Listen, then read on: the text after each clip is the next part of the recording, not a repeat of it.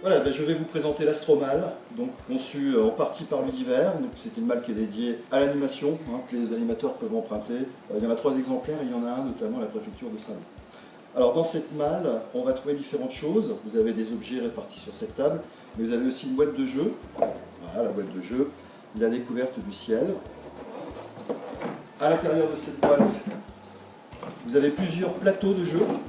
Alors je vais vous les montrer tout à l'heure un par un. Vous avez 4 jeux en fait, multipliés par 4, qui permet de faire jouer 4 groupes. Donc, ce qui est intéressant, c'est d'avoir la possibilité d'occuper plusieurs enfants. Et à l'intérieur, on va trouver des boules. Alors, je vous expliquerai comment les utiliser. Et des cartes de jeu. Les jeux, on va les découvrir ensemble. Avant, on va parler un petit peu des objets qu'on a dans cette boîte de jeu. On a une carte du ciel, qui est à construire, mais qui est assez intéressant pour ceux qui commencent à s'intéresser à l'astronomie, reconnaître la grande ours, la petite ours, Orion, toutes ces constellations du ciel. Vous avez ici un petit livret qui, associé à ces objets, là, vont vous permettre de créer des animations autour de la force de gravité et de la lumière. La force de gravité, c'est ce qui nous rassemble sur Terre, c'est ce qui nous attire vers la Terre. Et la lumière, bien sûr, c'est le Soleil qui la produit et qui éclaire la Terre. Alors, ici, on a une petite maquette et une lampe qui est associée à cette maquette. Alors la maquette, juste avant, dans la boîte, elle sera comme ça, d'accord, pour des questions de place. Il faudra juste enfoncer cette petite tige dans le bouchon. Et bien sûr, ça représente à la fois la Terre et son satellite naturel, la Lune, qu'on peut faire tourner autour. Ce qui fait qu'avec cette lampe, avec les enfants, vous vous mettez dans le noir, dans l'obscurité, vous trouvez un endroit très sombre, vous éteignez la lumière, ce qu'on ne va pas faire ici. Mais si vous éclairez la Terre et la Lune, bien vous allez pouvoir expliquer le jour, la nuit, et puis surtout les phases de Lune, puisque vu de la Terre, l'éclairage de la Lune va changer en fonction de sa position. Imaginez ici la Terre, le côté nuit de la Lune, le côté éclairé de la Terre, on ne pourrait pas voir la Lune, c'est la nouvelle Lune, etc. On va aussi pouvoir parler des croissants, des quartiers, des pleines lunes, et éventuellement des éclipses. Alors si ça vous paraît un peu compliqué comme ça, il y a beaucoup de choses qui sont à l'intérieur de ce livret. Vous avez plein d'animations, toutes les animations sont bien décrites dans ce livret, il y en a même qu'on n'a pas forcément exposé, puisqu'il n'y a pas grand chose à utiliser pour faire des animations très sympas. Et puis ce que je suis en train de vous montrer là, c'est sur aussi cette petite feuille, vous avez l'ensemble des éléments qui se trouvent ici. Je continue sur la lumière. Vous avez un filtre solaire ici, je vais le sortir pour que vous voyez, c'est vraiment très noir. Ce filtre laisse passer 1/1000e de la lumière du soleil, ce qui fait qu'avec, on peut observer le soleil sans danger. Ça, c'est assez bluffant pour les enfants. Et si vous voulez continuer sur la lumière, eh bien, vous avez des loupes qui grossissent, permet d'expliquer un peu le principe d'une lunette astronomique ou d'un télescope. Vous avez ici un petit prisme avec cette petite lampe qui vous permet dans l'obscurité aussi de faire apparaître le spectre, l'arc-en-ciel, la décomposition de la lumière, que vous pouvez recomposer avec ce petit disque qu'on peut faire fabriquer aux enfants, très facile, qui, si on le fait tourner, c'est un disque très coloré qui devient blanc, parce qu'il tourne très vite. Voilà, on a recomposé la lumière blanche. 2 livres, pour aller un peu plus loin, un livre qu'on peut facilement confier aux enfants également. Voilà, ce petit livre, assez bien fait, avec des dessins assez ludiques dedans. Et puis, pour les animateurs, quelque chose d'un peu plus complet. Vous avez différentes fiches ici, par thème, différents thèmes, et vous pouvez vous en servir pour approfondir vos connaissances, avoir un minimum quand même de connaissances, pour utiliser les jeux qu'on va voir tout à l'heure. Alors, pour ce premier jeu, on va remettre dans l'ordre les phases de la Lune. Donc c'est un jeu avec différentes cartes. Vous voyez, on voit la Lune avec un éclairage qui change, et c'est comme ça tous les mois. Sur ce plateau est représentée ici la Terre, le Soleil énorme, on le reverra par ailleurs, le Soleil c'est vraiment très grand. Le Soleil envoie sa lumière, donc éclaire la Terre d'un côté, et de l'autre, c'est vrai qu'on aurait pu la mettre dans la nuit cette Terre, de ce côté-là. Mais pour la Lune, c'est pareil. Et pour remettre les phases de Lune, ces cartes-là disposées autour de la Terre, on va s'aider de cette petite boule qui représente la Lune, bien sûr, avec le côté nuit, le côté jour. Si on place, il faut toujours que le côté blanc, le côté éclairé, soit toujours dans la direction du soleil, bien sûr, hein, puisque c'est le côté qui reçoit la lumière. Donc, si je suis sur la Terre et que je regarde la Lune, je ne vais pas pouvoir voir la partie éclairée. Je verrai effectivement que la partie noire, la partie qui se trouve dans la nuit. Donc ça correspond à la nouvelle Lune. Cette carte, je vais la placer ici. Je vais décaler un petit peu la Lune, jusqu'ici. Cette fois depuis la Terre, je vois la moitié de la Lune éclairée. C'est le premier quartier, donc je vais chercher la carte qui correspond au premier quartier. Alors vous êtes à l'envers, hein, par rapport à cette carte, on a bien le premier quartier ici. Etc. La pleine Lune, je fais le plus facile, et le dernier quartier.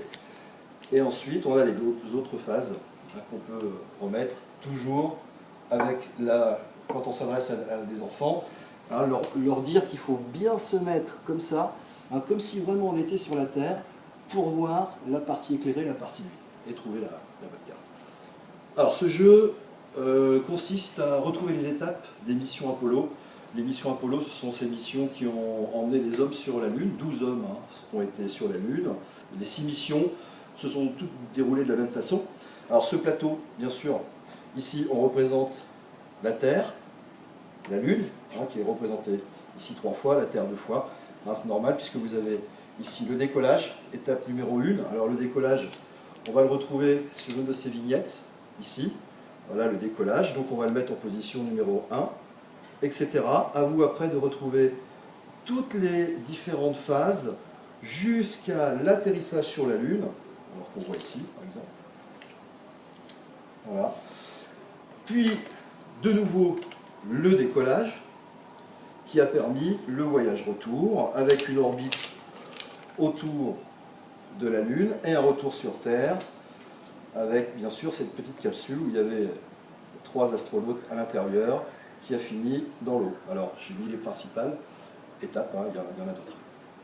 Alors ce plateau, c'est un jeu, donc on peut jouer à plusieurs, on peut jouer à 4, 5, 6 autour de ce plateau où on a différents types d'étoiles. Hein, des étoiles super géantes bleues, des géantes bleues, des naines blanches, une naine jaune qui est une étoile du type de notre Soleil, mais il y a aussi des étoiles plus petites, naines brunes, naines rouges, et les étoiles géantes rouges ou super géantes rouges. Alors savoir que c'est la couleur hein, des étoiles. La couleur des étoiles dépend de leur température. Plus une étoile est chaude, plus elle va être bleue. Et imaginez que notre Soleil, à la fin de sa vie, terminera en géante rouge en se refroidissant. Et ce jeu, il est basé sur le principe du pouilleux. Alors je ne sais pas si vous connaissez le pouilleux. Dans ce jeu de cartes, nous avons toutes les étoiles, mais représentées plusieurs fois. Alors, je crois qu'il y a 4 géantes bleues, il y a 4 géantes rouges, etc. Hein. À chaque fois, il y a 4 fois ces étoiles. Mais il y a un intrus, le pouilleux, donc qui est une planète. Alors, ça permet aussi de faire la différence entre les planètes et les étoiles. Bien sûr, on mélange, on va distribuer le jeu. Alors imaginons que nous soyons 4, on va faire ça très vite, juste pour vous expliquer le principe. Hein. Donc voilà, il faut distribuer tout le jeu. Donc vous voyez, on peut jouer vraiment à plusieurs. Je ne distribue pas tout le jeu. Je regarde ce jeu et j'essaye de faire des paires. Alors là, je ne peux pas. Elles sont toutes différentes. Bon, je vais tricher, je vais essayer de prendre... voilà. Il faut arriver à faire des paires comme ça, paires de super géantes bleues. Et à ce moment-là, la paire, on va la poser sur le dessin de la géante bleue. Donc on s'est débarrassé de 2 cartes. Alors, pour l'échange des cartes, une fois qu'on a distribué toutes les cartes, eh bien, on décide de définir un premier choix, c'est-à-dire qu'en fait, je vais choisir une carte dans le jeu de mon partenaire et je vais voir si je peux faire une paire avec. Au préalable, je me serais déchargé de toutes les paires que j'avais déjà. Si je ne peux pas faire de paire, eh ben, je la garde et puis je vais moi aussi faire tirer une carte à mon partenaire de l'autre côté. Alors, bien sûr, dans ces cartes, à un moment donné, circule le pouilleux.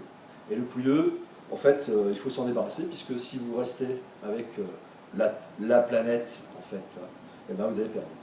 Même principe que le pouilleux. Alors, dans ce jeu, il va falloir remettre les planètes du système solaire dans l'ordre. Le jeu est un peu basé sur le principe du Milborn. Vous connaissez peut-être le Milborn, où il faut aller très vite, engranger des cartes kilomètres, et puis surtout attaquer les partenaires pour les freiner dans leur course. Mais là, c'est un peu le même principe. Ça se joue à 4, vous avez le Soleil, et vous avez l'ordre des planètes à chaque fois. Hein, on l'a 4 fois pour 4 joueurs. Donc 4 qui se suivent, du plus près au plus loin du Soleil. C'est-à-dire que si Vous commencez par Jupiter, vous pouvez encore gagner, mais vous ne pouvez pas remettre une planète avant elle. Donc ça veut dire que vous devrez mettre sur le plateau Saturne, Uranus et Neptune. Alors si vous partez directement de Neptune, bien sûr, vous ne pourrez pas. Je vous conseille bien sûr de partir d'abord, poser une carte d'une petite planète. Voici les cartes des planètes.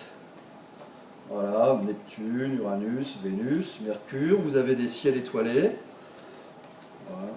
Et vous pouvez trouver de temps en temps également de quoi attaquer, comme des astéroïdes, attaquer vos partenaires, ce qui vous permettra de les freiner dans leur démarche de faire la même chose que vous, donc 4 planètes dans le système solaire. Pour vous en sortir après, une fois que vous êtes freiné par un astéroïde ou une comète, voilà, ou une comète, il y en a plusieurs. Ça va permettre de freiner vos adversaires. Et pour à chaque fois se sortir, avoir la possibilité de nouveau d'avancer et de remettre une planète, il faudra tirer une carte étoilée comme ça pour mettre dessus. Alors, exemple, dans mon jeu, je vais vous montrer comment ça fonctionne. Donc voilà mon jeu, j'ai de quoi attaquer un astéroïde, une comète, mes adversaires. J'ai une planète. Alors le jeu consiste à piocher une carte et en rejeter une. Donc là je ne peux pas rejeter une planète, puisque si je rejette Saturne, je n'aurais pas eu la place de mettre les autres. Je ne peux pas mettre une planète avant, toujours du plus près au plus loin du Soleil. Alors ce que je vais faire, je vais attaquer, j'aurais pu attaquer mon partenaire, normalement. Mais on va dire que on va l'attaquer qu'à partir du moment où il aura mis une planète, déjà. Voilà comment consiste ce jeu. Donc on pioche, on rejette une carte, soit dans la pioche, si on ne s'en sert pas, soit bien, on a de la chance d'avoir une planète et on va pouvoir compléter notre système solaire, soit en attaquant l'adversaire, soit même en se défendant si on a été attaqué. Voilà, deux jeux très simples qui va parler des différentes dimensions de l'espace. Alors c'est des cartes qui représentent différentes échelles, l'échelle de la Terre et la Lune bien sûr, et puis là les étoiles très très éloignées, une étoile, là on a 2 galaxies, une galaxie, un champ de galaxies, là le système solaire, et en fait tout est mélangé, j'ai mélangé arbitrairement, et ce qu'on va proposer aux enfants, eh bien, c'est de les remettre dans l'ordre, c'est-à-dire de partir de la Terre, ensuite la Terre et la Lune, voilà, puis le système solaire, voilà, puis une étoile. Alors le système solaire, pardon, le voici, une étoile vue de loin, les étoiles proches, les amas d'étoiles de notre galaxie, 2 galaxies, les galaxies proches et les galaxies les plus éloignées. Alors ça peut permettre de parler des milliards d'étoiles qui composent l'univers, de la taille de l'univers, etc. Voilà. Je vais vous parler de ce CD également, qui est compris dans l'Astromal, où il y a beaucoup de fichiers vidéo, il y a des PowerPoint qui sont très intéressants, toujours en lien avec les thématiques qu'on aborde à travers les jeux et à travers ces petites maquettes ou ces outils. On va trouver par exemple des choses autour des saisons, vraiment bien montrées, bien expliquées, que ce soit PowerPoint ou vidéo, des choses autour des missions Apollo justement, qui sont en lien avec le jeu qu'on a découvert ensemble, notamment des films qui ont été réalisés par les hommes sur la Lune. On peut suivre un peu les épopées de ces missions-là. Il y a des choses aussi sur les saisons qui sont... Alors tout ça c'est bien parce que c'est abordé aussi à un moment donné en classe par l'éducation nationale à différents cycles. Donc on peut travailler aussi autour de l'Astromal, je vous d'ailleurs conseille avec les professeurs des écoles.